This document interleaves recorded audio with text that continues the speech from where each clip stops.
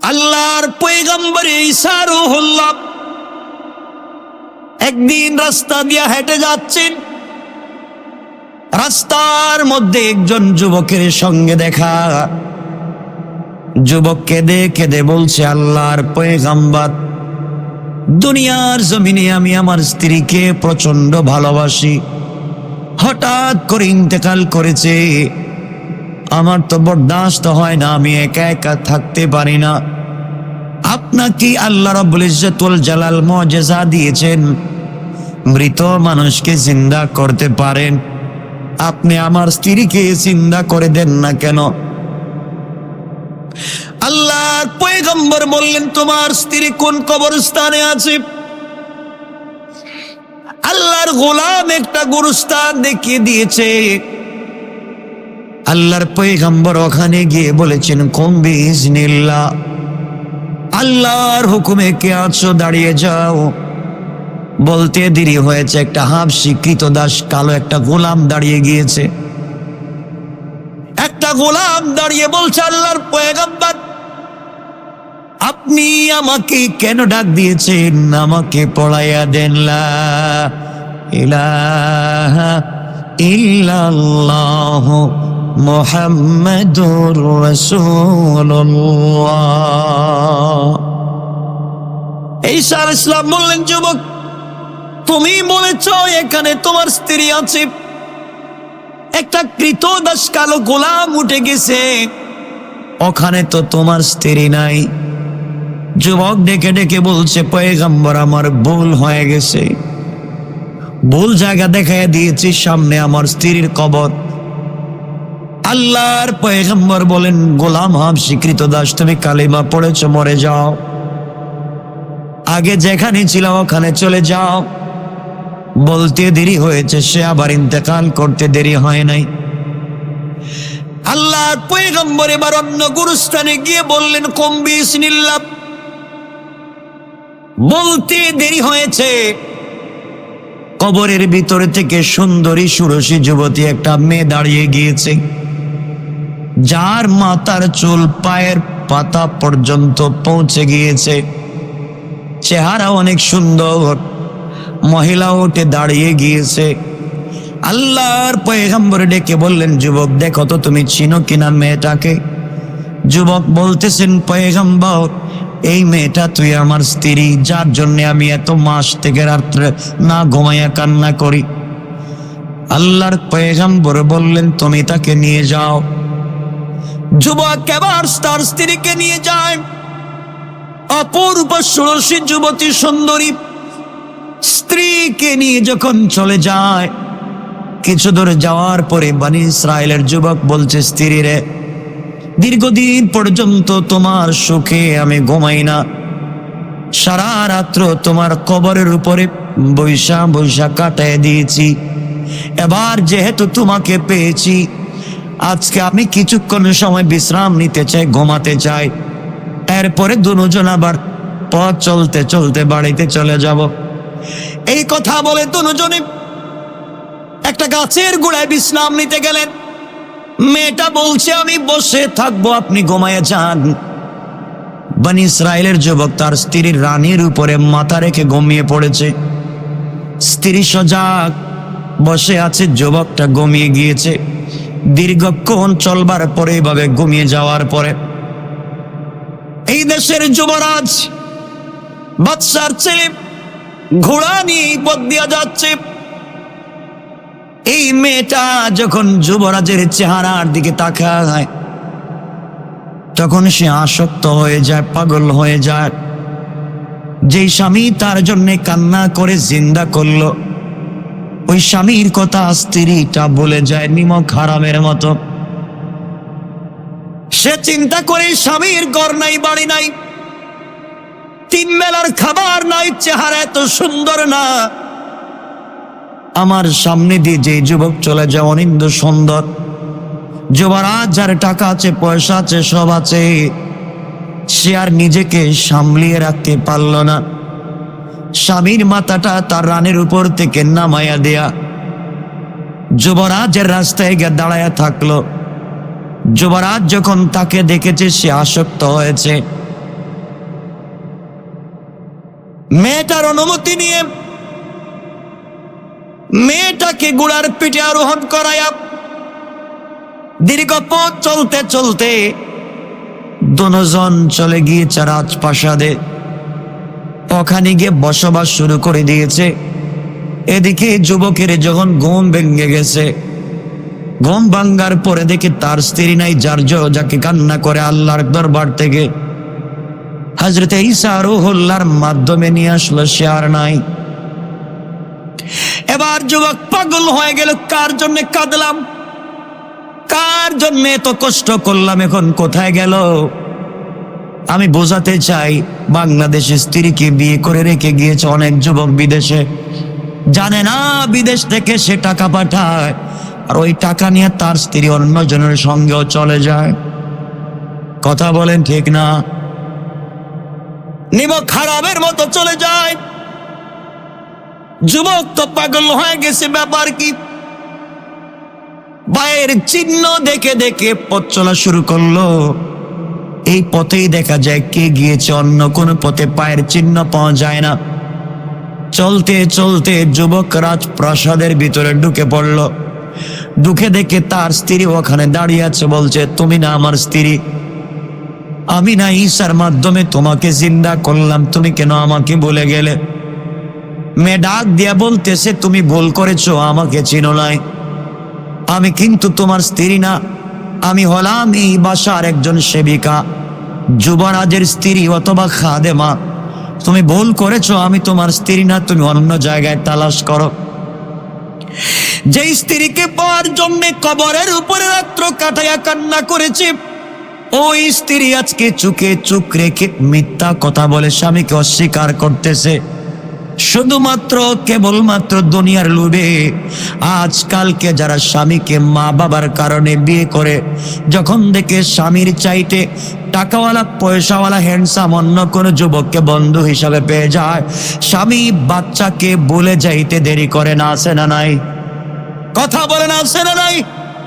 দুনিয়ার জমিন তো বিষাক্ত হয়ে গিয়েছে, দিন না থাকবার কারণে, ইসলাম না থাকবার কারণে। শুধু তাই না, মেয়েদের দোষ না, অনেক ছেলেরা আছে স্ত্রীকে রেখে, বউ রেখে, বাচ্চা রেখে অন্য মেয়েদের সঙ্গে চলে যায়। কথা বলেন না কেন? আছে না নাই বলেন? স্বামী স্ত্রীর হক আদায় করে না, বাচ্চাদের হক আদায় করে না, অন্য একটা সুন্দরী মেয়ে পেয়ে তার পিছনে ঘুরতে লাগে। আল্লাহ বলেছেন, গোলাম রে, তোমার ব্রেন নষ্ট হয়ে গিয়েছে, তোমার আকল লোপ পেয়েছে, তোমার বুদ্ধি নষ্ট হয়েছে, দুনিয়ার জমিনে ভুল পথে চলতেছো। ইন্তেকাল করলে জাহান্নাম ছাড়া বাঁচবার পথ নাই।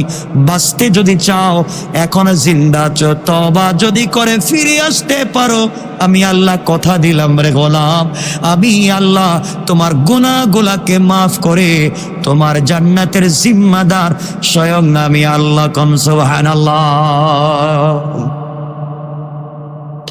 অনেক স্বামী আছে স্ত্রীর খবর রাখে না, বাচ্চাদের খবর রাখে না, মা বাবার খবর রাখে না। তার লাইফে তার বান্ধবী স্ত্রীকে নিয়ে বিদেশে যায় না, তার বান্ধবীরে নিয়ে বিদেশে যায়, স্ত্রীর খবর নেয় না, বাচ্চাদের খবর নেয় না। আরেক বেচারার বউর সঙ্গে প্রেম করে তাকে পাসপোর্ট বানায়া বিদেশে নিয়ে যায়। এমন কুলাঙ্গার বাংলাদেশে আছে না? না। সুতরাং এই সমাজে দিন কেমনে আসবে? আমরা দুজন খারাপ হয়ে গিয়েছি। সমাজকে যদি ভালো করতে হয়, আমাকেও ভালো হওয়া লাগবে, পরিবারের স্ত্রীকেও ভালো হওয়া লাগবে। আর দুজনকে দুনিয়ার কোনো জিনিস দিয়ে ভালো বানানো যাবে না। ভালো যদি বানাতে হয়, আল্লাহর কোরআন আর নবীজির চরিত্র ছাড়া বিকল্প কোনো জিনিস দুনিয়ার জমিনে নাই। ঠিক না? সবাই বলেন। কষ্ট পাচ্ছেন আমার কথা? আমার বন্ধুগণ, ওই মেয়েটা অস্বীকার করে বসলো, তুমি আমার স্বামী না। এদিকে যুবরাজ বের হয়ে বলতেছে যুবককে, তোমাকে চিনতে পারলাম না, তুমি কেন আমার রাজপ্রাসাদে এসেছো? আর আমার খাদেমা অথবা আমার দাসী অথবা আমার স্ত্রীকে তুমি কেন বলতেছো তোমার স্ত্রী? যুবক ডেকে ডেকে বলছে, ও যুবরাজ, আপনি জানেন না আমার স্ত্রী দীর্ঘদিন আগে ইন্তেকাল করেছে। আল্লাহর কাছে বড় কান্নাকাটি করেছি, স্ত্রীকে বড় ভালোবাসি,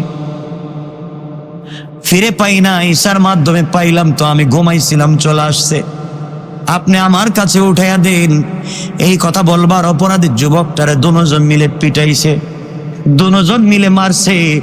বাংলাদেশে এমন স্ত্রীও পাওয়া যায় যার সঙ্গে প্রেম করেছে, তার কাছে যাওয়ার জন্যে গভীর রাত্রে বাচ্চাকেও জবাই করে, স্বামীকেও জবাই করে। ঠিক না? হ্যাঁ, ভুল বলেছি? সব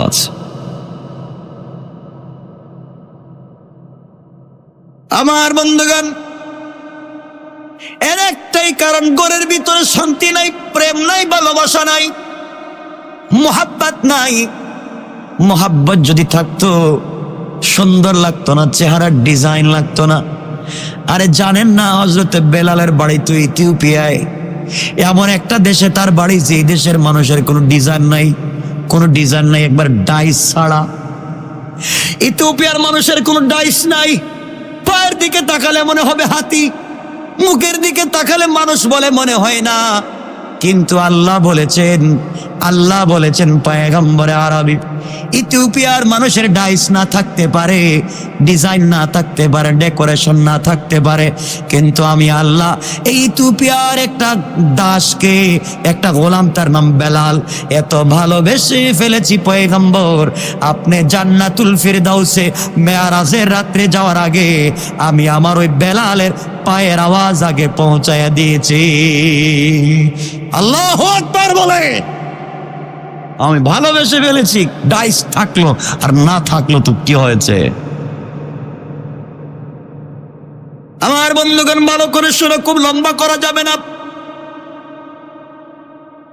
যুবকটাকে দুইজন মিলে যখন পিটায়, ইত্য বছরের রাস্তা দিয়া হযরতে ঈসা রুহুল্লাহ চলে গেলেন। যুবক ডেকে ডেকে বলতেছে, আল্লাহর পয়গম্বর, আপনি কি আমাকে চিনেন? হ্যাঁ চিনি। তুমি তো ওই যুবক, যেই যুবক বলেছিলে তোমার স্ত্রীকে জিন্দা করবার জন্য, তো করে দিয়েছিলাম। আল্লাহর পয়গম্বর, সব তো ঠিক আছে, আপনি করে দিয়েছেন, সব মানলাম, কিন্তু আমার স্ত্রী আমাকে রাইখা যে যুবরাজের সঙ্গে চলে এসেছে। হযরত ঈসা বললেন, মারি, তুমি না ওই মেয়ে, যেই মেয়েকে আমি জিন্দা করলাম? কয় না, আপনি ভুল বলতেছেন। আপনি কোন ছেলেকে আমার স্বামী বলতেছে? আমি তো এই রাজপ্রাসাদের লোক, আমি তো এই বাড়ির লোক। দেখবেন, এই যে শুনলাম কয়েকদিন আগে চিটাগাংয়ের একটা ছেলে, ও ইটের কাজ করতে, এগুলারে কি বলে? মেস্ত্রি, পাকার কাজ করতো। মেস্ত্রি নাকি জোগালি জানি না, রাজমিস্ত্রি, মেস্ত্রি নাকি জোগালি আমি জানি না। এই লোকটা বিয়ে করেছে সুন্দর একটা মেয়েকে, কলেজে পড়োয়া, মা বাপ মিলে বিয়ে দিয়েছে, সুন্দর, সব ঠিক আছিল। কিন্তু বিয়ের 3 মাস 4 মাস পরে স্ত্রী যখন বুঝতে পারলো স্বামী তো এই কাজ করে, রাজমিস্ত্রি কাজ করে, ওর সঙ্গে চলবে না, সে তার কলেজের এক বন্ধুর সঙ্গে চলে গেল, পলায়ন করলো। ছেলেটাকে ডাকাইয়া নিয়া তার বন্ধু আর দুজন মিলে বিষ খাওয়াইয়া মারলো। সমাজ কোথায় চলে গেল? এই সমাজে তো বিষাক্ত হওয়ার পিছনে একমাত্র দায়ী আমি আর তুমি। ঘরের ভিতরে আছে কালার টিভি, ডিশ এন্টিনা, সব আছে, যেই জিনিস ঘরের ভিতরে নাই। আপনার ঘরে দামি খাট আছে, আপনার ঘরে দামি ডেকোরেশন আছে, আপনার ঘরে ইটালিয়ান ফার্নিচার আছে, সব আছে। যেই জিনিস আপনার ঘরে নাই, সেই জিনিস হলো আমার নবীর আদর্শ। কোন ঠিক কিনা? আদর্শ নয়। অনেক আলেমের পরিবারে তো আদর্শ নাই। কথা বললাম ঠিক না? মিথ্যা বলছি?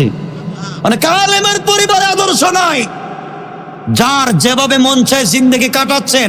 আপনি জানেন না আপনি ইন্তেকাল করা লাগবে, আপনাকে কবরে যাওয়া লাগবে। আপনি যে কারোর সঙ্গে খারাপ ব্যবহার করেন, আরে আপনি তো এমন পয়গম্বরকে মেনেছেন, আমারে বলেন না আমার নবী কি কারোর সঙ্গে জিন্দেগিতে খারাপ ব্যবহার করেছেন? বলা লাগবে করেছে? করেন নাই। আমার নবীকে মানুষ মারছে, নবী হাতটা ধরছেন, ভাই তুমি যে হাত দিয়ে মারছো, হাতে কি ব্যথা পাইছো? কেমন নবী? এক লোক, নাম বলবো না, নবীজি তার কাছ থেকে আনছিলেন ঋণ। ঋণ আনার পরে ঋণ দিয়েও দিছেন। কি করছেন? দিয়েও দিছেন। এরপর একদিন এসে বলতেছে আমার ঋণ দেন। এভাবে না, পিছন থেকে পাঞ্জাবি টান দিয়ে ধরছে, আমার টাকা দেন। নবীজি বললেন, ভাই তোমার টাকা না আমি দিয়ে দিয়েছি। সাক্ষী কই? নবীজিকে বলতেছে সাক্ষী কোথায়?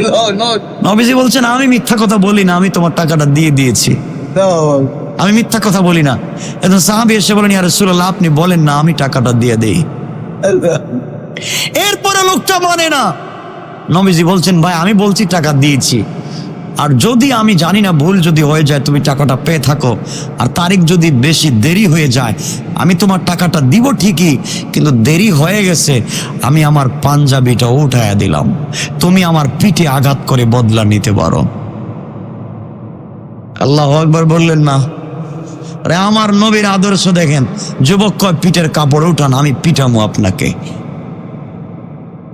আল্লাহর পয়গম্বর পিঠের কাপড় উঠায় দিয়েছেন, ওমর দাঁড়ায় আছে, আজ তোর মাথার থেকে শরীর আলাদা করে দিন, শুধু রসুলের উপরে হাত দে। হযরত ওমর তো দাঁড়ায় আছেন, রসুল পিঠের কাপড়টা সরাইছেন, আর ইহুদি দৌড়ে এসে নবীকে মারবে দূরের কথা, নবীর মোহরে নবুয়তে চুম্বন করা শুরু করেছে। আর বলতেছে, আল্লাহর পয়গম্বর আপনাকে মারতে চাই না, আমি মোহরে নবুয়তটা দেখতে চাইছিলাম, হাতটা দেন না, কালিমা পড়ান, মুসলমান বানায়া দেন। কি হয়েছে আপনার? চিনলেন না? আমার বন্ধুগণ,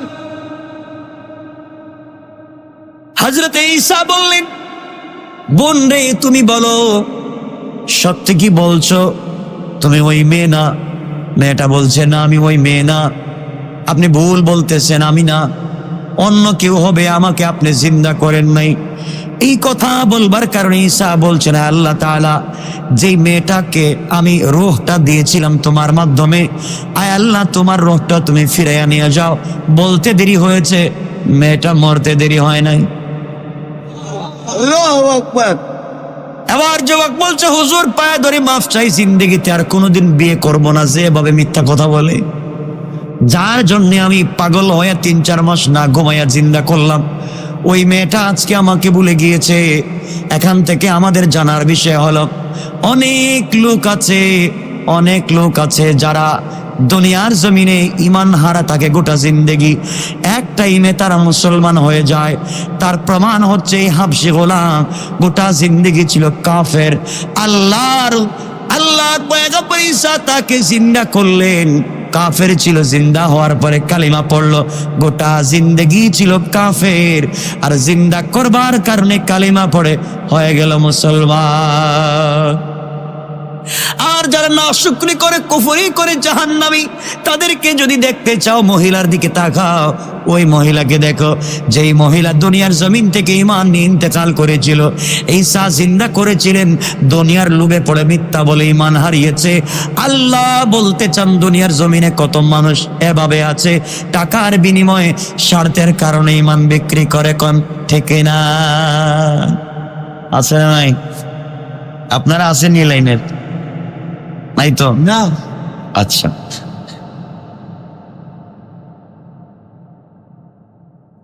আমার বন্ধুগণ, সুতরাং এই দুনিয়ার জমিনে বেঁচে থাকতে হলে আমাদের দুজনকে বেঁচে থাকতে হবে ইসলামের পথে। কার পথে? সবাই বলেন না কার পথে? আওয়াজ করে বলেন, কার পথে? ইসলামের পথে। আল্লাহ রাব্বুল ইজ্জত ওয়াল জালাল আমার আলোচ্য আয়াতে লম্বা বিষয় আলোচনা করেছেন এই ব্যাপারে, এবং বলতে গিয়ে বলেছেন সম্পদ এবং যা আছে তোমার জান মাল সব আল্লাহর রাস্তায় যতটুকুন পারো তুমি ব্যয় করে জান্নাতটা ক্রয় করো। সুবহানাল্লাহ বলি। কি ক্রয় করতে বলছেন? আল্লাহ বলছেন, যারা আমার রাস্তায় জান এবং মাল দিয়ে দেয়, তাদের বিনিময়ে জান্নাত ছাড়ার কিছু নাই। আসতে বললেন, সবাই বলেন না। এরপর আল্লাহ বলছেন, যারা আমার রাস্তায় ব্যয় করে, দান করে, টাকা পয়সা দিয়ে খোটা দেয় না। কি দেয় না? খোটা দেয়নি, দেয় না, কিছু লোক আছে কয় না আমি দিছি, এটা আমি এটা আমি দিছি। কয় তুই যে আজকে আমার সঙ্গে লম্বা লম্বা কথা বলস, তোর মার বিয়ের টাকা আমি দিছি। ছেলেটারও তো একবার নষ্ট করে দিল। কয় না এমন কিছু লোক, তুই যে এত লম্বা লম্বা কথা বলিস, আর বাপরে জিজ্ঞাসা করিস, তো তোর বাপ আমার দোকান থেকে না নিলে খাইতে পারতো না, আছে না? তুই যে আজকে বড় হয়েছিস, ম্যাজিস্ট্রেট হয়ে আমাকে চিনিস না, তুই জানিস তুই কার টাকায় ম্যাজিস্ট্রেট হয়েছিস? কিছু লোক বলে না।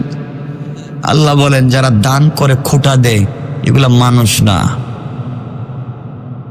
কি না? সবাই বলেন না। আর যারা দেওয়ার পরে বলে না, খোটা দেয় না, কাউকে ছোট করে না এবং কাউকে কষ্ট দেয় না, আল্লাহ বলেছেন তাদের জন্য আমার কাছে স্পেশাল পুরস্কার রয়েছে। তা আসতে বললেন, পুরস্কারটা কি বলতে গেলে তো আজকে রাত্রে শেষ হয়ে যাব। হোক কয় বলেন, কয় সংক্ষেপে। আমি সংক্ষেপ কোনো কাজ করি না, সব বিস্তারিত, সংক্ষেপ কোনো কাজ নাই। সুতরাং খুব লম্বা চোড়া কথা বলবো না। কষ্ট হচ্ছে আপনাদের? অসুবিধা হচ্ছে? নতুন কারা কারা আসছেন একটু দেখি আজকে নতুন? আলহামদুলিল্লাহ বললেন না? কিন্তু আপনাদের কষ্ট হচ্ছে, বাহিরে বসে আছেন, কেউ সিঁড়িতে বসে আছেন, জায়গা নাই। আমাদের তো আর জায়গা, আল্লাহ যতটুকুন দিয়েছেন অতটুকুনি তো আছে। হ্যাঁ, যাক, আমাদের মায়েরা বোনেরাও আসছেন অনেক দূর থেকে কষ্ট করে। তো আমি অনেকে আমাকে টেলিফোন করে যোগাযোগ করেন যে হুজুর তাফসির হবে কিনা। আপনারা ভয় পান যে হুজুর তো চলে যায়, তাফসিরে থাকে না, প্রোগ্রামে চলে যায়। তো আপনাদের ভালোবাসায় প্রোগ্রামে যাই না, জানেন, কথায় কথা চলে আসে। ওই দিন আমরা গিয়েছিলাম ময়মনসিংহে, সাবেক আইনমন্ত্রী আব্দুল মতিন খসরুর প্রোগ্রামে গিয়েছিলাম শুক্রবারে। এই যে গেল শুক্রবারে নাকি এর আগের শুক্রবারে গিয়েছে। কিন্তু ওখানে গিয়ে আমি কি হয়েছে তা বলবো না, শুধু এতটুকু বলতে চাই, ওখানে যাওয়ার পথে শুধুমাত্র আপনাদের কথাই মনে পড়েছে। এখানে কত লোক আসবে, এসে আমাকে না পাই এত কষ্ট পাবে। আর জানি না কেউ আমার গালিও তো দিতে পারে, ঠিক না? ঠিক কইল কে? আপনারা গালিও দেন আমারে? আমি তো আপনাদের গালি দিই না, দিল থেকে শুধু দোয়া করে যাই, দোয়া। আরে আপনাদের জন্য তো দোয়া, শুধু দুনিয়ায় দোয়া না। আল্লাহ বলছি, আল্লাহকে বলছি, আল্লাহ কত দিন না বলছি, একদিন দুই দিন তো বলি নাই, কতদিন তো আল্লাহকে বলছি। আরে আল্লাহর সাথে একটা সম্পর্ক করে ফেলো না, কেন করে ফেলো? বলি তাইলে একটা কথা মধ্য দিয়ে ঢুকে গেল, মনে পড়ে হযরতে খালিদ ইবনুল ওয়ালিদের কথা। রুমে একবার যুদ্ধ হবে, রুমে। তো খালিদ ইবনুল ওয়ালিদ মুসলিম সেনাবাহিনীদেরকে নিয়ে রুম গিয়েছেন। গিয়ে দেখেন আগেকার দেশ তো তালা দেওয়া, ব্যারিকেড দেওয়া, তাদের শহর ঢুকা যায় না। কারণ পৃথিবীতে দেখবেন এই যে চীন দেশের একটা প্রাচীর আছে না, এটা এই যে আশ্চর্য জিনিসের মধ্যে একটা না? কতটা আশ্চর্য জিনিস আছে, সপ্তম আশ্চর্যের একটা না? কেন বলেন তো, কেন? আমার মনে হইতেছে আশ্চর্য হওয়ার একটা জিনিস আমি পাইছি কই যা, ঐতিহাসিক ভাবে একটা ব্যাখ্যা আছে, কিন্তু বাট আমি ব্যাখ্যাটা দিচ্ছি না। আমি এটার একটা ব্যাখ্যা পাইছি, চীনের যা আছে আসলে আর জায়গা, চায়নার জিনিস মানে চায়না গেলে আর আয় না, ঠিক না? চায়না মানে এটা টিকবে না। কিন্তু আশ্চর্যজনক এই বিশাল বড় দেওয়ালটা টিকে গেছে গা, এটার ভাঙ্গে না। ওদের সব জিনিসই তো ভেঙে যায়, হয়তো 5 দিন, 1 মাস, 10 দিন, 1 বছর পরে এটার কোনো থাকে জায়গা। শুধুই আছে একটা জিনিস, এই প্রাচীরটা, এই জন্য আশ্চর্য হয়েছে। এটা গেল না কেন? চায়না বানাইছে তো যায় না কেন? তো আমার বন্ধুগণ বলতে চাইছিলাম হযরতে খালিদ ইবনুল ওয়ালিদের কথা। রুম গিয়েছেন, তো রুমের মানুষ তো, রুম তো বুঝেন, রোমানিয়ানদেরকে চিনেন, ইতালিয়ানদেরকে চিনেন না? ওরা নাকি টাকাওয়ালা, ওরা নাকি পয়সাওয়ালা, আর ওরা তো ছিল মুসলমানদের কামলা, বলেন না, ঠিক না? ওই যে পারস্যের একটা আছে না, প্যারিসে, চিনেন না ওরে? আরে ওদেরকে মুসলমানরা যে কি মায়ের দিছিল এক জিন্দেগি, মারতে মারতে তো বাইর করে দিছে। আজকে ওরা ক্ষমতা পাইছে। আর এমন একদিন আসবে আর মাত্র কয়েক বছর পরে ইতালি আর ফ্রান্স নয় আর আমেরিকা নয়, গোটা দুনিয়া ইসলামের পতাকা উড্ডীন হয়ে যাবে ইনশাআল্লাহ। হবে না? কিন্তু আমার কাছে আমার দরকার মাত্র মুআয আর মুআউযের মতো কয়েকটা যুবকের দরকার, খালিদ ইবনুল ওয়ালিদের মতো কয়েকটা যুবকের দরকার, যারা রাস্তায় বের হয়ে যাবে কাফেরেরা তো রাস্তা খুঁজে পাবে না। ঠিক না? ঠিক। আমার বন্ধুগণ, তো যুদ্ধ তো হয় না, দেশও জয়লাভ হয় না। আর এর ভিতরে রোমের লোকেরা, ইতালিয়ানরা, ইতালিটা রোম যেটা ইতালি, এই দেশটা কয়েকবার ধ্বংস হয়েছে, কয়েকবার ধ্বংস হয়েছে। এর লম্বা ইতিহাস আছে, এটা বলার সময় নেই। কয়েকবার ধ্বংস হয়েছে শুধুমাত্র পৃথিবীর সব থেকে নির্লজ্জ জেনা ব্যভিচার ইতালিতে। ভ্যাটিকান সিটিটা কোথায়? হ্যাঁ, ভ্যাটিকান সিটি কোথায়? ইতালি। এখানে থাকে বিশ্ববিখ্যাত পুপেরা। পুপ তো চিনেন না? খ্রিস্টানের হুজুর, খ্রিস্টানের বড় হুজুর। আর এদের কাজ হচ্ছে শুধু দর্শন করা আর মামলায়। আরে ঠিক না? কতগুলা পুপ ধরা খাইছে না? যাক, ধরা খাক, কোনো সমস্যা নেই, এরা ভালো হয়ে যাক, আমরা চাই। আমিন। কিন্তু কথা হচ্ছে এই রুমে গিয়ে এটাকে ঢুকতে পারেন না প্রাচীরের ভিতরে। ওরা এর ভিতরে মদ খায়, নাচানাচি করে, জেনা করে, কিন্তু দেশ দখল হয় না। খালিদ ইবনুল ওয়ালিদের কাছে সবাই এসে বলছেন, কি করা যায়, কি করব আমরা? আমরা কি ভিতরে ঢুকবো না আমরা কি করবো? খালিদ ইবনুল ওয়ালিদ বললেন, এক কাজ করো, আগামীকালকে অবশ্যই রোম বিজয় লাভ করবে। কেমনে? আমরা তো বাহিরে। বলে অবশ্যই হবে। কি করা লাগবে? কয়, তোমরা আমাকে এই দেওয়ালের উপর দিয়ে ধাক্কাইয়া ভিতরে ঢুকাই দিও, শুধু আমি একা যাব, শুধু আমি একা, গোটা রোম বিজয় লাভ করবে। সবাই বলছে, আপনি একা গেলে কি করবেন? আমাকে একা ঢুকায় দাও। সবাই মিলিয়া হযরতে খালিদ ইবনুল ওয়ালিদকে ধইয়া ভিতরে ঢুকাই দিস, দেওয়ালের ভিতরে ঢুকাই দিস। পরের দিনই সন্ধ্যাবেলা হযরতে খালিদ ইবনুল ওয়ালিদ রোমের সব থেকে উঁচা জায়গায় দাঁড়াইয়া আল্লাহর পক্ষ থেকে আযান দিয়ে দিয়েছেন। আল্লাহ, সবাই তো আশ্চর্য, একটা লোক ঢুকলো ভিতরে আর জয়লাভ হলো কেমনে? খালিদ ইবনুল ওয়ালিদ বলেন, তোমরা জানো না, আল্লাহ বলছেন যে ঈমান আনবে আমার উপরে সে একা নয়, আমি আছি। তাহলে আমি তো একা ভিতরে ঢুকে নাই, তোমরা আমার ধাক্কায় ঢুকাইছো, আর আল্লাহ ছিলেন আমার সাথে। এজন্য আমি একা ছিলাম না, একা ছিলাম না। আল্লাহ তো বলছেন, ওমা রমাইতা ইজ রমাইতা ওয়ালাকিন্নাল্লাহ রমা। বন্ধু, তুমি নাকি কাফেরদেরকে পাথর দিয়ে মারছো, আরে হাত তো তোমার ছিল মনে করছো, মারছি তো আমি। খালিদ ইবনুল ওয়ালিদ বলতেছেন, তোমরা আমার ধাক্কায় দাও, আল্লাহ আমার সাথে আছেন, ওরা কিছু করতে পারবে না। এক নম্বর ব্যাখ্যা। দুই নম্বর হলো, হযরতে খালিদ ইবনুল ওয়ালিদ বলছেন, আনা হাই, আমি জিন্দা, কারণ আমার ভিতরে ঈমান আছে। আর আমার নবীজি বলেছেন, যার ভিতরে ঈমান নাই সে তো মুর্দা। তো আমি যে দেশে ঢুকছি এদের তো একটারও ঈমান নাই, সুতরাং মুর্দাদের সামনে জিন্দা দাঁড়াইলে ভয় পায় না। আল্লাহু আকবার বললেন না?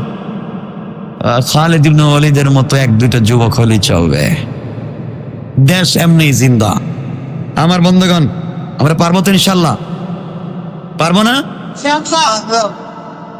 দুনিয়ার জমিনে কি করার আছে আমাদের দেখেন। এই যে বাংলাদেশ না ভারত, এটা আমি বুঝি না, এগুলো আমার জানাও নাই, আমার জিন্দিগিতেও দেখি নেই, বুঝি নেই। এই যে একটা সিনেমা কে বা কারা বানাচ্ছে, তার নাম কি সবাই জানেন? দেখা যায়, এগুলো খবর রাখেন না? কমান্ডো না? কমান্ডো বানাইয়া মুসলমানদেরকে সন্ত্রাসী বানানো হচ্ছে। কালেমা খচিত পতাকা পিছনে দেয়া বোঝানো হচ্ছে, পাঞ্জাবি পায়জামা টুপি লাগাইয়া, যে পৃথিবীর যত দেশে সন্ত্রাসী হচ্ছে সব মুসলমানরা করতেছে। আমরা চাইবো এটা যারাই করেছেন তারা বুঝাতে চাচ্ছেন বাংলাদেশে জঙ্গিদের অভাব নাই। নাউজুবিল্লাহ বলবেন। আমাদের দাবি হচ্ছে এটাকে বন্ধ করা হোক। সবাই বলেন, যুবকদের চরিত্রের হেফাজতের জন্য, যুবক যুবতীদের চরিত্রের হেফাজতের জন্য, ইসলামকে হেফাজত করবার জন্যে আমরা চাই বাংলাদেশের কোন সিনেমা হলে, বাংলাদেশের কোন জায়গায় এই ধরনের সিনেমা প্রকাশ করা যাবে না। এখন কথা হলো, যারা এই সিনেমার পক্ষে কথা বলবে তারা মনে রাখবেন প্রকাশ্য প্রত্যক্ষ পরোক্ষভাবে ইসলামের দুশমন, ঠিক? সুতরাং কমান্ডো হোক বা এই ধরনের যে কোনো সিনেমা হোক, যারা প্রতিষ্ঠা করে, বের করে, প্রকাশ করে ইসলামকে ছোট করতে চায়, এরা হচ্ছে পিতৃ পরিচয়হীন অবৈধ সন্তান। মনে রাখবেন, এদের সাথে ইসলামের কোনো সম্পর্ক নাই। আর অনেক কথা বলার ছিল, কিন্তু বলতেছি না, এই লাইনে যাচ্ছি না আজকে আমার বন্ধুগণ। তো আল্লাহ রাব্বুল ইজ্জত ওয়াল জালাল বলেছেন, যারা আমার রাস্তা দান খয়রাত করে এবং বলে না, কি করে না? খোঁটা দেয় না। কি করে না? খোঁটা দিলে তো মানুষে কষ্ট পায়। খোঁটা দেয় না, বলে না, আমি তাদেরকে পুরস্কার দেব। সবাই বলেন, এই পুরস্কার কি হতে পারে? আল্লাহ বলছেন, গোলাম পুরস্কারটা অনেক, তুই তো মনে করবি জান্নাত, জান্নাত পাইলেই তো হলো, ঠিক না? আপনি তো জান্নাত চান, কথা বলেন না কেন?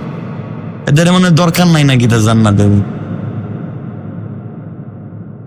চান না জান্নাতে যাইতে?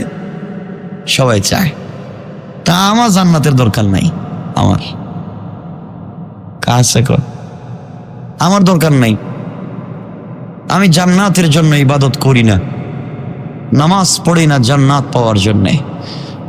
আমি যে আল্লাহকে না দেখে গভীর রাত্রে তার পায়ে সেজদা দেই, ঘুম থেকে উঠে যার নামে দোয়া পড়ি, ঘুমাতে যাওয়ার সময় যার কাছে হায়াতে জিন্দেগিটাকে ওয়াকফ করে দেই, এই জান্নাতের দরকার কি? যে জান্নাতে গেলে সেই মনিবকে দেখা যাবে না, ঠিক না? জান্নাতের দরকার নাই, সে আল্লাহরে পাইলেই হলো। কথা বলেন না? যারা প্রেম করে বলে না, তোমারে পাইলে গাজীপুরের বন জঙ্গলে থাকলো শান্তি, ঠিক না? এটা ঠিক কেমন হইল? বন জঙ্গলে কি করবেন? তোমারে পাইলো ওখানে গেলেই রাজি, গাজীপুরের শালবনে থাকলো শান্তি, এরপরে তোমার দরকার। তা আমরা বলতে পারি, আল্লাহ তোমারে যদি পাই জান্নাতের দরকার নাই, যেখানে তুমি আছো ওখানে আমরা থাকতে চাই, ঠিক না? এজন্য আব্দুল কাদের জিলানী বলতেন, আব্দুল কাদের জিলানী, জান্নাত জাহান্নাম সে ইয়া রব কিয়া করো, আরজু হ্যায় কে मैं तुझे देखा করো। আল্লাহ জান্নাত জাহান্নাম দিয়ে কি করবো? আমার দিলের তামান্না তোমার সঙ্গে একটা নজর দেখা, তোমাকে একটা বার দেখা, আমার দিলের সব ব্যথা দূর হয়ে যাবে। আল্লাহকে দেখতে চান না? হাত উঠে দেখান, দেখতে চান? সবাই বলেন আল্লাহু তাকবীর। সবাই আল্লাহরে দেখতে চায়, বাবা খুব খুশি। আল্লাহ বলছেন, যারা দান খয়রাত করে, পাবলিককে বলে না, কষ্ট দেয় না, তাদেরকে যে আমি পুরস্কার দিব, এটা শুধু জান্নাত না, এটা আমার দিদার। দিদার কেমনে জানেন? কথা তো অনেক, কথার নাম তো লতা, লম্বা হয়ে যায়। দিদার হলো, দিদারের কন্ডিশন, বড় মানুষ আসলে ছোট মানুষেরা দাঁড়িয়ে যায়, ঠিক না? কেউ আসলে ইজ্জত করে, সম্মান করে, ঠিক না? সম্মান করে।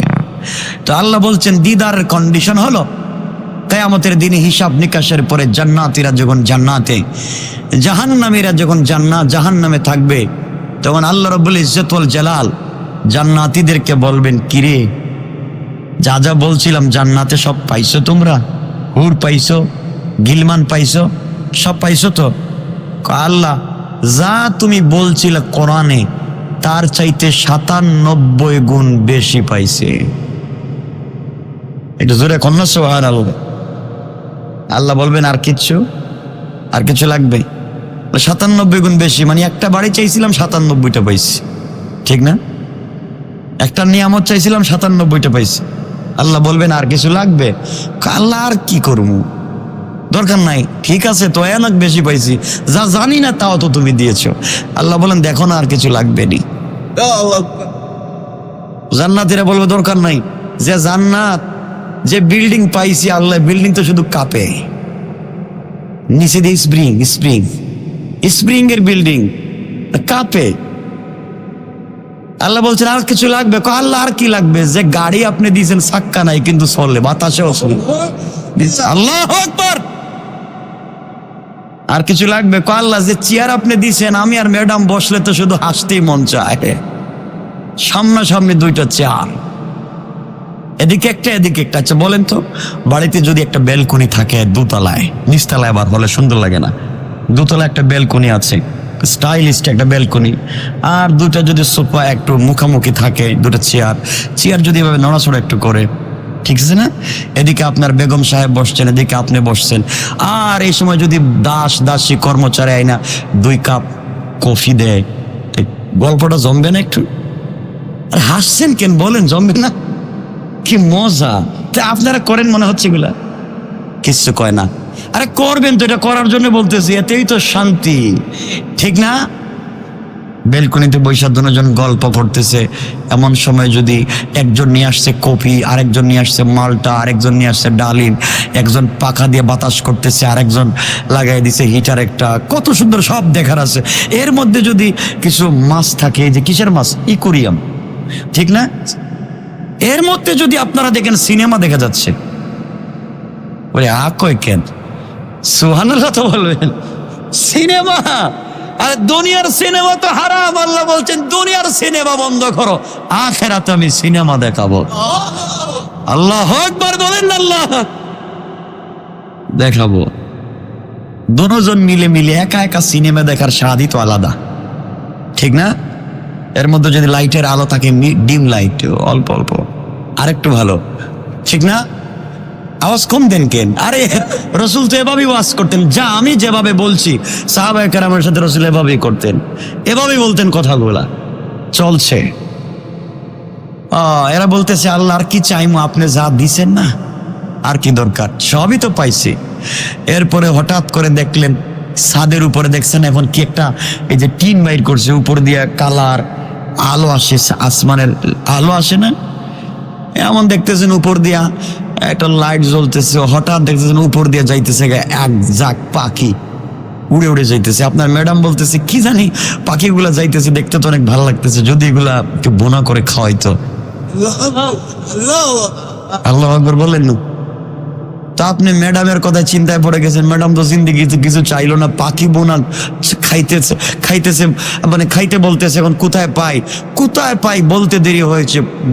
গুঠা এই পাখি যে এক জাত পাখি গিয়েছিল, সবগুলা বোনা কইরা একজন এসে আপনার সামনে হাজির। আল্লাহু আকবার বলেন না? আপনারা শুরু করেন। এই যদি হয় অবস্থা, আপনার আর কিছু মন চাইবো? এর মধ্যে মুখে কোনো দাড়ি নেই, তা আপনারা বলতেছেন এই জন্য তো আমরা এখন থেকে বাদ দিয়ে দিয়েছি রাখা, আগে থেকেই রেডি, ঠিক না? এখন রাখা লাগবে। আল্লাহ জান্নাতে আপনাকে দাড়ি দিয়ে, শুধু একজন আমাদের বাবা আদমের দাড়ি থাকবে, ছেলেদের দাড়ি থাকবে না। এভাবে বসে আছেন, কত আনন্দ, হঠাৎ মনে পড়লো না একটু জান্নাতের নহরে গিয়ে নৌকা চালাইতে মন চায়। নৌকায় দুজন উঠছেন, ম্যাডাম এক জায়গায়, যে কিটা দেন, এটা কি নাম, বইটা, ম্যাডাম বইটা দিয়ে নৌকা বাইতেছে, আর আপনি মনের সুখে গান ধরছেন। আল্লাহু আকবার বলেন। আরে ভালো কথাগুলো বলতেছি, কি আনন্দ আর কি মজা, এগুলাই তো স্বাদ, এগুলা জান্নাতি কথা, ভালো লাগবে না? সব চলতেছে। এর মধ্যে দেখলেন সাগরের নিচ দিয়ে বিশাল বড় একটা মাছ, কি সুন্দর যাচ্ছে। ম্যাডাম বলতেছে দেখছেন মাছটা মনে হইতেছে গোশত অনেক ভালো লাগবে, কিন্তু কই পাওয়া যায়, বলতে দেরি একজন নৌকায় নিয়ে হাজির। আল্লাহু আকবার। খালি খাও, যা মন চায়। আমার বন্ধুগণ, এভাবেই চলতেছে, এখানে তো আর কিছু চাওয়ার নাই। তো হঠাৎ মনে পড়লো আপনার মেয়ের বাড়িতে যাইবেন, মেয়ে একটারে বিয়ে দিয়েছিলেন, ও জান্নাতে আরেক জায়গায় আছে, যাইবেন। এখন কি নিয়ে যাইবেন? মনে পড়লো এই গাড়িটার কয় টাকা দাম, 10-20 কোটি টাকার গাড়ি হবে, একটা স্টাইলিশ গাড়ি দরকার, একটা গাড়ি নিয়ে যাওয়া দরকার। তা আপনি বলবেন এমন ডিজাইনের একটা গাড়ি আল্লাহ দিবেন, দুনিয়ায় কোনোদিন এগুলা ডিজাইনই দেখেন নাই। দুজন চলে যাবেন, তো এরপর আর কিছু লাগবে? কথা বলেন, লাগবে না। আল্লাহ বলবেন দেখো না আর কিছু লাগবে কি? আল্লাহ আর কি লাগবে, সবই তো আছে। আল্লাহ তুমি একটা ঘর দেও, একটা রুম, একটা ইট সোনার, একটা ইট রূপার, একটা ইট হীরা জবরদস্ত ইয়াকুত মণিমুক্তা পাথর দিয়ে তৈরি করা সুন্দর করে একটা রুম দেও না। আল্লাহ বলছেন একটা রুম চাইছিস, যা 6666, তাহলে একটা বাড়ি বানাইয়া দিলাম। আপনারা শুধু ঠেলাঠেলি করেন বাড়ি নিয়ে, আল্লাহ যা একটা বাড়ি দিয়ে দিলাম, যা থাক। এত কিছু পাওয়ার পরে আর তো চাহিদা নাই, না আছে? নাই। আল্লাহ বলবেন কিরে আর কিছু চাইবে? আল্লাহ দরকার নেই, যা দিয়েছেন তাই থাকুক, এগুলোই খায়া শেষ হবে না। আল্লাহ বলবেন না দেখো না আরো কিছু লাগবে কি? তখন সাধারণ পাবলিক জবাব দিতে পারবে না। সকল পাবলিক একত্রিত হয়ে হুজুরদের কাছে যাবেন, যাদেরকে আপনারা বলেন কাঠমুল্লা। কাঠমুল্লা বলেন না? হ্যাঁ, বাংলাদেশে একজন বক্তৃতা করেছে, হুজুররা নাকি রাস্তায় রাস্তায় এই যে টেবিল নিয়ে ভিক্ষা করে খায়, ঠিক না? আর ওরা জানে না যে সব হুজুররা যে কথা বলছে এগুলো মাদ্রাসার জন্য, এগুলো হয়তো এতিমখানা, না হয় মসজিদের জন্য পাবলিক টাকা উঠায়, ঠিক না? ঠিক না? আর সব হুজুররা শুধু ভিক্ষা করে খায় না, হুজুররা ট্যাক্স দেয় আর তোমরা সেই ট্যাক্সের টাকা খাও। আমার বন্ধুগণ, তো আল্লাহ বলবেন আর কিছু লাগবে? তো কেউ বলতে পারবে না। সবাই মিলি হুজুরদের কাছে যাবেন। এজন্য আপনার ছেলেকে হুজুর বানান, আপনার মেয়েকে আলেমা বানান, হাফেজা বানান, জিন্দেগি কামিয়াব। হুজুরদের কাছে গিয়ে বলবো হুজুর আল্লাহ শুধু প্রতিদিন খুঁচায়, আর কি লাগবে, আর কি লাগবে, আর কি লাগবে, আর কি লাগবে, মানে কি আর কি লাগবে কোন? আপনারা কি দরকার? সবই তো আছে। ওলামায়ে কেরাম আল্লাহকে ডাক দিয়ে বলবেন আল্লাহ তাআলা দুনিয়ার জমিন থেকে বিদায় নিয়ে জান্নাতের ভিতরে এসেছি, জান্নাতের আঙ্গুর আপেল পেয়েছি, আঙ্গুর আপেল পাইলাম, হৌর গিলমান পাইলাম, বিল্ডিং বালাখানা পাইলাম, জান্নাতের সুন্দরী নারী পাইলাম, সবই তো ঠিক আছে। আয় আল্লাহ তাআলা এখন পর্যন্ত এই সমস্ত পাওয়ার জন্য দুনিয়ার জমিনে ইবাদত করি নাই। দুনিয়ার জমিনে যথেষ্ট আঙ্গুর আপেল ছিল, বড় বড় বিল্ডিং ছিল, দুনিয়ার জমিনে যথেষ্ট সুন্দরী নারী ছিল, সব কিছুকে পিছনে ফেলে গভীর রজনীতে তোমার কুদরতের পায়ে সেজদা করেছি একমাত্র তুমি আল্লাহকে পাওয়ার জন্যে। আল্লাহ জান্নাতে এসেছি ঠিকই, এখন পর্যন্ত তোমার দিদার লাভ করতে পারলাম না। ওই জান্নাতের কোনো প্রয়োজন নাই যেখানে আল্লাহকে পাওয়া যায় না। আয় আল্লাহ প্রয়োজন বোধে জাহান্নামে আমাদেরকে দিয়ে দাও, তবে জাহান্নামের এমন জায়গায় দেবা যেখানে পড়ে গেলে আল্লাহকে দেখা যায়।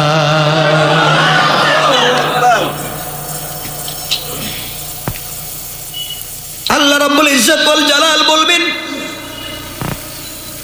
তোমরা আমার সঙ্গে অভিমান করে লাভ নাই। দুনিয়ায় বলেছিলাম তোমাদেরকে আমি পুরস্কার দেব, আজ তোমরা জান্নাতের সব পেয়েছো, আমার দিদার পাও নাই। অভিমান করে জাহান্নামের কথা বলে ফেলেছো, চিন্তার প্রয়োজন নেই, টেনশন করার প্রয়োজন নেই। আমি আল্লাহ রাব্বুল ইজ্জত ওয়াল জালাল তোমাদের সঙ্গে সাক্ষাতের ব্যবস্থা করে দিলাম। দারুস সালাম নামক জান্নাতে আমি আল্লাহ একটা প্রোগ্রাম করব, একটা অনুষ্ঠান করব, ঘটনা বলে উদ্দেশ্য না। ওই প্রোগ্রামে হক পরিবেশন করবেন ইসরাফিল, বিশেষ অতিথি হিসেবে দাওয়াত করব পয়গম্বর দাউদকে, প্রধান অতিথি হিসাবে দাওয়াত করবেন আমার নবী তোমার নবী বিশ্ব নবীকে, আর ওই প্রোগ্রামের সভাপতিত্ব করবেন স্বয়ং আল্লাহ। আল্লাহ নিজে থাকবেন চেয়ারে বসা, ভালো লাগবে না? বলেন আল্লাহু আকবার। এতদিন যে আল্লাহর পায়ে সেজদা করে কাঁদেন, ওই আল্লাহ আপনার সামনে থাকবেন বসা। আল্লাহ বলছেন এভাবে শুধু না, সমস্ত জান্নাতীরা চেয়ারে বসা থাকবি, হীরা মণি মুক্তা জবরদস্ত ইয়াকুত পাথর দিয়ে তৈরি করা এক একটা চেয়ার জমিন থেকে আসমান পর্যন্ত উঁচা। চেয়ারের মধ্যে জান্নাতীরা বসা থাকবে, প্রধান অতিথির আসনে প্রধান অতিথি, বিশেষ অতিথির আসনে বিশেষ অতিথি, শুধুমাত্র সভাপতি নাই। আল্লাহ বলেন, গোলাম রে, তোমরা আমাকে রাত্রে দাঁড়াইয়া বৈশা সাজদায় পড়া সম্মান করলা, আর আজকে আমি আল্লাহ তোমাদেরকে সম্মানিত করতে চাই। গোলাম তোমরা থাকবে বসা, আর আমি আল্লাহ দাঁড়াইয়া জান্নাতের পর্দা সরাইয়া তোমাদেরকে আমি আল্লাহ নিজে, আমি আল্লাহ তোমাদের মনিব হয়ে আমার গোলামদেরকে আমি আল্লাহ দাঁড়াইয়া দাঁড়াইয়া সালাম দিব। কান সুবহানাল্লাহ। আল্লাহ কথা কোরআনে ঘোষণা করেছেন, তাহিয়াতুহুম ইয়াওমা ইয়ালকাউনাহু সালাম। আল্লাহ রাব্বুল ইজ্জত ওয়াল জালাল বলেছেন, গোলাম রে, জান্নাতে তোর সঙ্গে যখন আমি আল্লাহর দেখা হবে, ওই সময় তোমরা থাকবে বসা, আর আমি আল্লাহ থাকবো দাঁড়ানো। আমি দাঁড়াইয়া দাঁড়াইয়া দুনিয়ার পুরস্কার হিসাবে আখিরাতে আমার গোলামদেরকে সালাম দিব। কান সুবহানাল্লাহ। সমস্ত জান্নাতীর আল্লাহর চেহারার দিকে তাকাইয়া, এই আল্লাহ এই যে চেহারার দিকে তাকাবে, কত বছর যাবে খবর নাই। একটু চিন্তা করে দেখেন তো, আল্লাহর আমরা দেখি নেই, না দেখি তো পাগল, ইবাদত করি, আর ওই আল্লাহ থাকবেন সামনে, আমরা দেখবো চোখ দিয়া।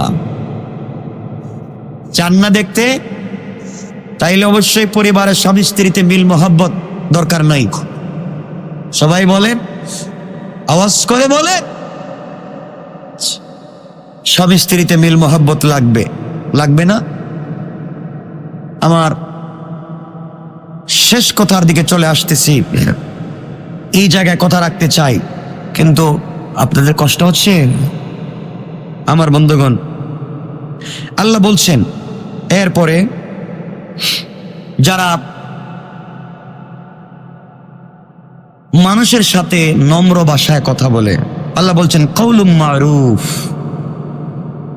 যারা সুন্দর করে কথা বলে, মানুষের সাথে মিষ্টি করে কথা বলে, গালি দেয় না। কে বলছেন? কওলুম মারুফ, নম্র ভাষায় যারা কথা বলে। আল্লাহ বলছেন এর পরের শব্দে আল্লাহ রাব্বুল ইজ্জত ওয়াল জালাল বলেন ওয়া মাগফিরাতুন, এবং যারা ক্ষমা করে। এক নম্বর বলছেন যারা নরম ভাষায় কথা বলে। কি ভাষায়? আপনারা কি বাসায় গেলে স্ত্রীর সাথে নরম ভাষায় কথা বলেন? হ্যাঁ, ঘরে যাওয়ার পরেই তো বউ মনে করে আল্লাহ, আজরাইল কি এখন ঢুকলো মাত্র, ঠিক না? এগুলো করেন না আপনারা, এগুলো করেন আপনারা, বুঝতেছি আমি, এগুলো দরকার নেই। আপনি তো স্বামী, আপনাকে স্ত্রী ভয় পাবে কেন, ঠিক না? এজন্য এক নম্বর হচ্ছে কওলুম মারুফ, যারা নরম কথা বলে। কি কথা বলে? নরম কথা বলে। হযরতে রাসূল পাক সাল্লাল্লাহু আলাইহি ওয়াসাল্লাম স্ত্রীদের সঙ্গে নরম ভাষায় কথা বলতেন। সুবহানাল্লাহ বলে। একেবারে নরম, নরম যাকে বলে একেবারে নরম ভাষায় কথা বলতেন। স্ত্রীরাও আমার নবীজির সঙ্গে নরম ভাষায় কথা বলতেন। সুবহানাল্লাহ। আজকে থেকে আমরা বলবো, সবাই বলেন আজকের থেকে সবাই ট্রাই করবেন স্ত্রীর সঙ্গে নরম ভাষায় কথা বলা।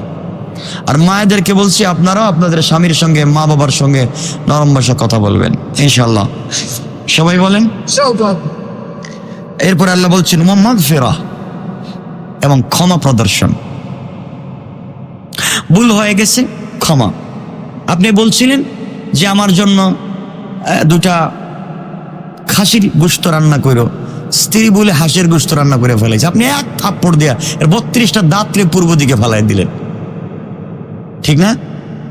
করেন না এগুলা? আমি বলছি এটা হবে না, এটা করলে কেন? এগুলো হারাম কাজ, রাগ করা যাবে না। এবং স্ত্রীর গালে মারা যাবে না। আপনারা মারেনি তো গালে, ঠিক না? ঠিক কেন মারেন? কেন?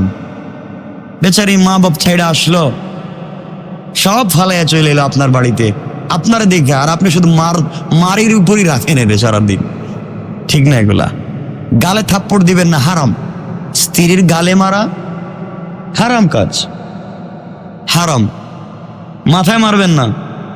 তা আপনি বলবেন মারবো কইতে? আমি তো মারি গালে আর মাথায়।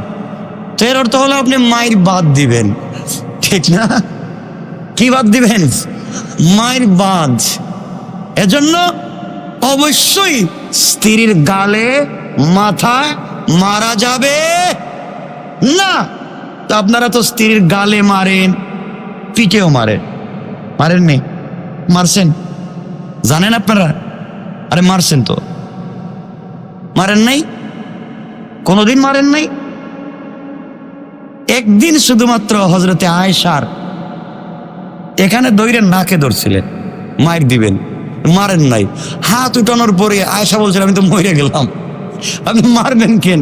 হযরতে রাসূল পাক বলছেন আয়েশা তুমি আমার খাদিজার কথা কিচ্ছু বলবা না, তোমরা আমার সুখের দিনের স্ত্রী, আমার ঘর আছে, বাড়ি আছে, সব আছে।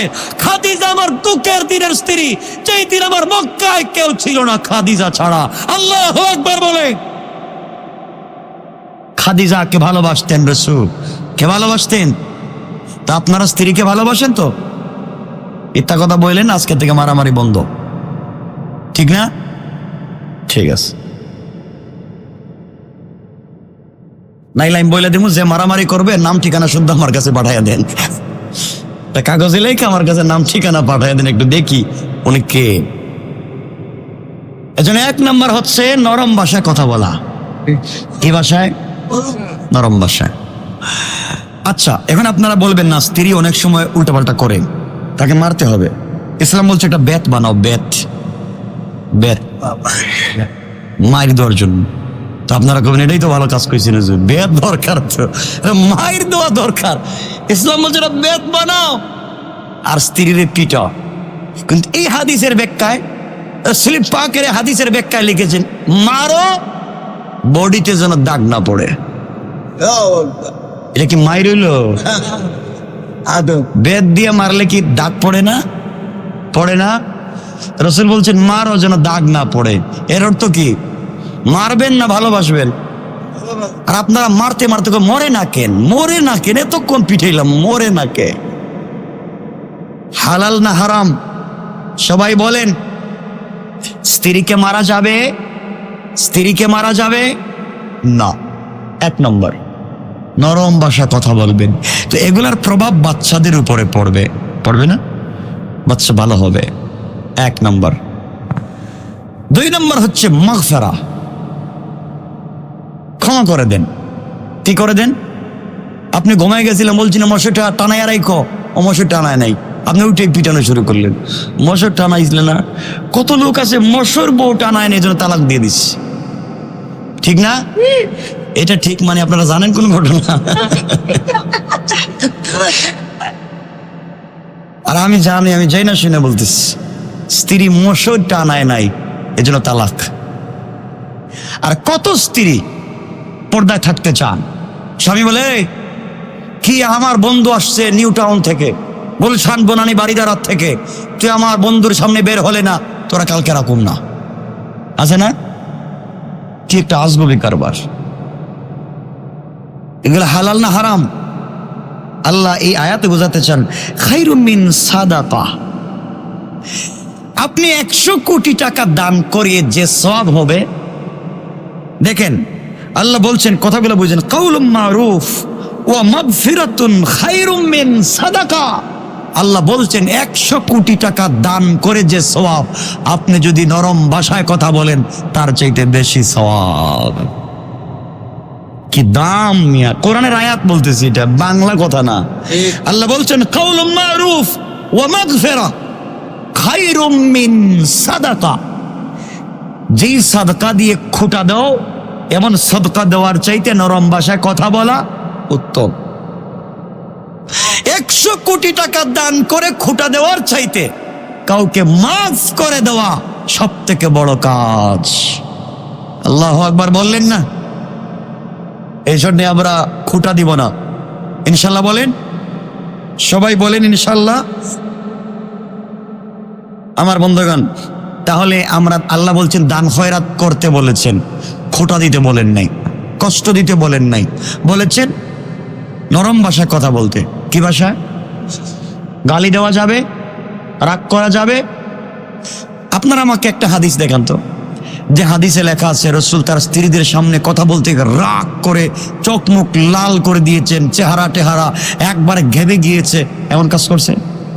কোনোদিন করছেন? তা আপনারা আশিকে রাসূল না? কয় না কিছু আশিকে রাসূল, এজন্য মারেন না। তো কিছু কিছু যুবক চিন্তা করতেছে, হুজুর এত ভালোবাসার কথা রাসূল বলছেন, এই জন্য তো শুধু বউরি আর শ্বশুর শাশুড়ির ভালোবাসি, মা বাপরে বাদ দিয়ে দিছি। ঠিক না? এগুলা কাজ হবে না। শোনেন, দ্বীনের পথে চলতে হবে সকলকে। কষ্ট পাচ্ছেন আপনারা আমার কথায়? আমার বন্ধুগণ, এইভাবে যদি আমরা দ্বীনকে ভালোবেসে চলতে পারি, রাসূল পাক সাল্লাল্লাহু আলাইহি ওয়াসাল্লাম বলছেন তোমাদের ঘরটাকে বানাও জান্নাতের টুকরা। স্বামী স্ত্রীর মিল মহব্বত বাড়াও, স্বামী স্ত্রীর মহব্বতটা বাড়াও। ঘরে খাবারের দরকার নাই, দামি কোনো জিনিসের দরকার নাই, ভালোবাসায় যদি ঘরটা ভরা থাকে, এই ঘরের ভিতরে আর কোনো জিনিস লাগবে না। আমার বন্ধুগণ, আমার মুসলমান ভাইরা, আল্লাহ রাব্বুল ইজ্জত ওয়াল জালাল কোরআনে বলছেন ইন্না কাইদা শাইতানি কানা যায়ফা। এক জায়গায় বলছেন নারীদের ফিতনা এত ভয়ঙ্কর, শয়তানের ফিতনার চাইতে ভয়ঙ্কর। কেন বলছেন? এই জায়গার অনেকগুলো ব্যাখ্যা আছে। নারীদের ফিতনা না, পুরুষেরও ফিতনা আছে। আমি বোঝাতে চাচ্ছি, বাংলাদেশে এখন প্রত্যেক ঘন্টায় ঘন্টায় ডিভোর্স হয়, ঠিক না? ঢাকা শহরে 1 ঘন্টায় 5টা ডিভোর্স হয়, পত্রিকার রিপোর্ট। ঘন্টায় 5টা ডিভোর্স হয় বাংলাদেশে। কেন হচ্ছে এগুলা? কেন হচ্ছে? এতে ডিভোর্স হচ্ছে কেন? পরিবার নষ্ট হয়ে যাচ্ছে কেন? আমরা পারবো তো আমাদের ঘরটাকে জান্নাতের ঘর বানাতে, স্বামী স্ত্রীর মিল মহব্বত বাড়াতে। এজন্য স্ত্রীকে মাঝে মাঝে খাওয়াইয়া দিবেন, আর স্ত্রীও আপনাকে মাঝে মাঝে খাওয়াইয়া দিব। দুজন মিলে গল্প করবেন ইনশাল্লাহ। কথা বলেন না কে? রাসূল পাক ইসলাম নামাজ পড়ে মাঝে মাঝে ঘরে আসতেন, ঘরের সাথেই তো, মসজিদের সাথেই তো ঘর। আয়সা বলতেন, আয়সা আজকে রাত্রে ঘুমায় না, আমি দিনের কাজ করে মানুষের দাওয়াত দিয়ে আসতেছি, তোমার সাথে গল্প করব। আল্লাহু আকবার বলবেন না? আর আপনি ঘরে গিয়ে কি করেন? আপনি পূর্ব দিকে, স্ত্রী পশ্চিম দিকে, দুজন ঘুমাইছে, খবর নাই কেউ কারো। এভাবে চলে গেছে 6 মাস, ঠিক না? এগুলা করার দরকার। আল্লাহ আমাদের পরিবারগুলোকে জান্নাত বানাক। সবাই পড়ে না আমিন, আওয়াজ করে পড়ে না আমিন। আমার বন্ধুগণ, পরিবার যদি শান্তির পরিবার হয়ে যায়, ঘর যদি জান্নাতের ঘর হয়ে যায়, আমাদের ঘর থেকে জন্ম নেবেন হযরতে শাহজালাল, আমাদের ঘর থেকে জন্ম নেবেন হযরতে শাহপরান, নেবেন না? জুনাইদ বাগদাদি, আব্দুল কাদের জিলানি ঘর থেকে জন্ম নেবেন। যুবকদেরকে বলছি, বিয়ে করার আগে, আমি মেবি আজ থেকে 2 মাস আগে তাফসীর করেছিলাম যে কোন কোন গুণ দেখে মেয়েদেরকে বিয়ে করবেন। মনে আছে আপনাদের? মনে নাই না? কোন কোন গুণ দেখে মেয়েদেরকে বিয়ে করবেন আপনারা দেখবেন, এগুলা শিখবেন। আর ছেলেদের কোন কোন গুণ দেখলে বিয়ে করা যাবে আপনারা তো দেখবেন, যার টাকা আছে পয়সা আছে বেশি, ঠিক না? বাড়ি আছে গাড়ি আছে, তাকে দেখে বিয়ে করবেন, এরপরে ভেঙে যায়। এগুলোর দরকার নাই। আদর্শবান একজন পুরুষ খুঁজবেন, আদর্শবান একজন মেয়ে খুঁজবেন। এইভাবে যদি জিন্দেগি চালাতে পারেন, আরে ঘরের ভিতরে কিছুই লাগবে না, কিছু লাগবে না, কোনো কিছু লাগবে না, খাবার লাগবে না। স্বামী স্ত্রীর মধ্যে যদি মিল মহব্বত আর ভালোবাসা থাকে, এই পরিবার হয়ে যাবে জান্নাতের টুকরা। সুবহানাল্লাহ বলেন। দুজন মিলে মাঝে মধ্যে ঘরের ভিতরে একসাথে নামাজ পড়বেন না? মাঝে মাঝে শুয়ে শুয়ে স্ত্রীকে বলবেন, তুমি কোরআনের একটা সূরা আমাকে তেলাওয়াত করে শোনাও। স্ত্রী আপনাকে বলবে, আপনি আমাকে একটা কোরআনের একটা সূরা তেলাওয়াত করে শোনান। দুজন মিলে রাসূলের জীবনী আপনার একজন আরেকজনকে শোনাবেন। আয়েশার জিন্দেগি, খাদিজার জিন্দেগি একজন আরেকজনকে শোনাবেন। পারবেন না ইনশাআল্লাহ? তো পরিবার তো জান্নাতের টুকরা হয়ে যাবে। স্বামীর বিপদের সময় যে স্ত্রীরা স্বামীর পাশে দাঁড়ায়, আর স্বামীর দিল থেকে যদি স্ত্রীর জন্য দোয়া চলে আসে, এই স্ত্রী আল্লাহর জান্নাতি কোনো হিসাব নাই। আল্লাহু আকবার বলেন। হযরত আইয়ুব আলাইহিস সালাম অসুস্থ হওয়ার পরে দীর্ঘ 18 বছর অসুস্থ, চেহারায় পোকা, শরীরে পোকা, গোটা বডি থেকে পোকা পড়তেছে, ঘটনা বলতেছি না, সব পচে গেছে। কয়েকজন স্ত্রী ছিলেন হযরত আইয়ুবের, সবাই চলে গেছে। হযরত আইয়ুব আলাইহিস সালামকে এই জায়গায় বসে রাখলে 1 কিলোমিটার পর্যন্ত দুর্গন্ধ চলে যাইত, এত দুর্গন্ধ। হযরত আইয়ুব আলাইহিস সালাম একদিন গ্রামের মানুষ বলল, আইয়ুবকে জঙ্গলে ফেলে দিতে হবে, এলাকায় রাখা যাবে না। আইয়ুব আলাইহিস সালামকে সবাই নিতেছে, জঙ্গলে নিয়ে ফেলে দিবে। আইয়ুব দেখেন সব স্ত্রীরা চলে গেছে, রহিমা বাকি ছিল। রহিমা কাপড় চোপড় আটাইয়া গাঁটটি বাঁধতেছে, চলে যাইবে। তা হযরত আইয়ুব আলাইহিস সালাম বলতেছেন, রহিমা, সবাই আমাকে রাইকা চলে গেল, আমার কোটি কোটি টাকা ছিল, গাড়ি ছিল, বাড়ি ছিল, সম্পদ ছিল, কিছু নাই, সব স্ত্রীরাও আমাকে রাইকা চলে গেছে। তুমি ছিলা, তুমিও গাট্টি গুট্টি বাঁধতেছে, তুমি চলে যাইতেছো না, কেউ আমার সাথে থাকলো না। হযরত রহিমা চোখের পানি ছেড়ে বলছেন, স্বামী, আমি চলে যাচ্ছি না, আপনার সঙ্গে জঙ্গলে একসাথে যাইতে চাই। সবাই আপনাকে ফেলে দিয়েছে, আমি রহিমা আপনাকে ফেলে দিতে চাই না। আপনি জঙ্গলে থাকবেন, আপনার শরীর পচে গেছে তো কি হয়েছে, আপনি স্বামী, আপনার সঙ্গে আমি জান্নাতে থাকতে চাই। এই জন্য দুঃখের দিনে স্বামীর পাশে দাঁড়াতে হবে। আমাদের মায়েদেরকে বলছি, বোনদেরকে বলছি, সর্বোচ্চ চেষ্টা করতে হবে দুঃখের দিনে স্বামীকে সাপোর্ট দেওয়া। তার বিজনেস ধ্বংস হয়ে গেছে, তার বন্ধুরা তার সঙ্গে দুষ্টামি করতেছে, মানসিক পেইন, আপনি তাকে টেনশন মুক্ত রাখতে পারবেন শুধু হাসাইয়া আর গল্প করে। একজন মেয়ে পারে তার মতকুর স্বামীকে আল্লাহওয়ালা বানাতে, ঠিক না? একজন স্ত্রী পারে তার স্বামীকে রাত্রেবেলা তাহাজ্জুদের সময় ঘুম থেকে উঠাতে। স্ত্রী যদি বলে, স্বামী ওঠো না, ঠান্ডার সময় না, ঠান্ডা নাই, আমি তোমার জন্য পানিটা গরম করে রেখেছি, জায়নামাজটা বিছাইয়া রেখে দিয়েছি, তুমি ওঠো, আমি তোমার পানি তোমার হাতে ঢেলে দিব, তুমি ওযু করো। স্বামী ওযু করবে, স্ত্রী জায়নামাজ বিছিয়ে দিয়েছে, ওঠো না, আপনি নামাজটা পড়েন। আল্লাহ বলছেন, কোন স্ত্রী যদি স্বামীর জন্য এতটুকুন করে, আমি আল্লাহ তাদের দুজনকে জান্নাতুল ফিরদাউস পর্যন্ত পৌঁছে গেল। পারবো তো ইনশাআল্লাহ? আল্লাহ আমাদের সবাইকে কবুল করুক। সবাই পড়েন আমিন। আজকে আর লম্বা করতে চাই না, এখানে রেখে দিলাম। আমার জন্য দোয়া চাই, আপনাদের জন্য দোয়া থাকলো। আগামী কয় তারিখ পড়ে?